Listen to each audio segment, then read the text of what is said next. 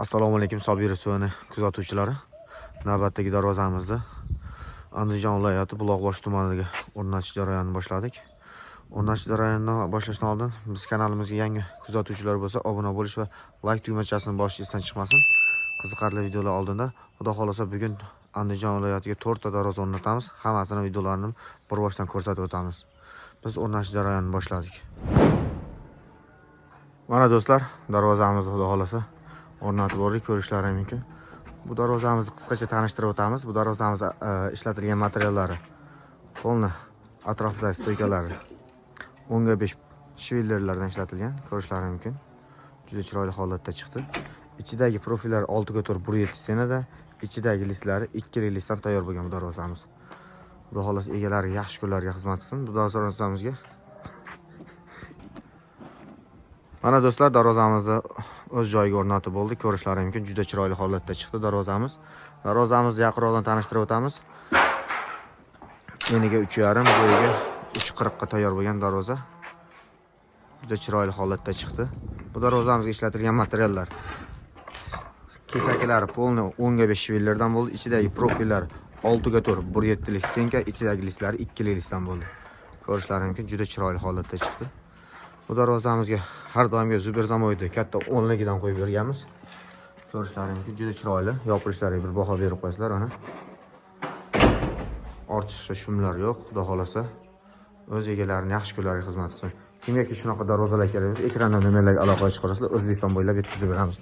Keyingi darvozalarimizni ham o'rnatishni boshladik. Ko'rib boringlar.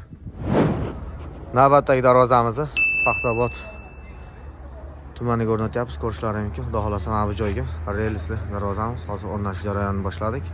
Kuzatib boringlar. Bu darvozamiz ham juda chiroyli chiqqan. O'z egalariga yoqadigan umiddamiz.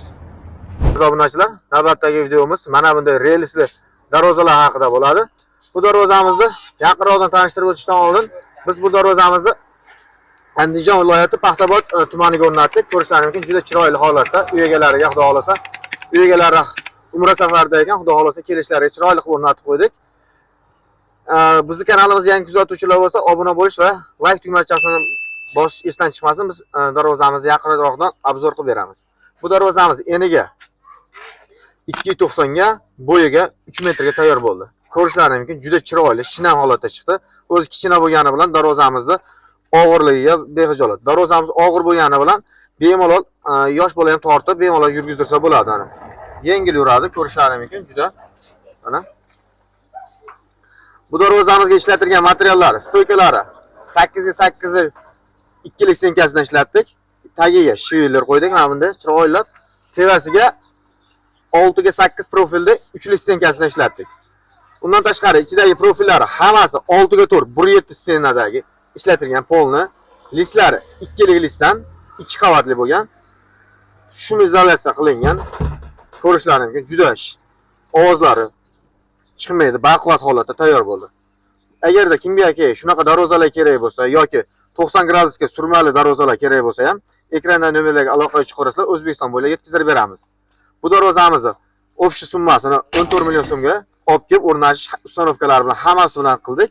Bu zamonimizga o'rtadan bitta ochilib yopilishga har doimga mana bunday kichkina eshikcha qo'yib berdik. Ko'rishlaringiz mumkin.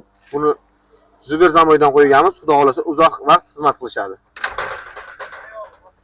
Hammaga katta rahmat, kuzatishda davom etinglar.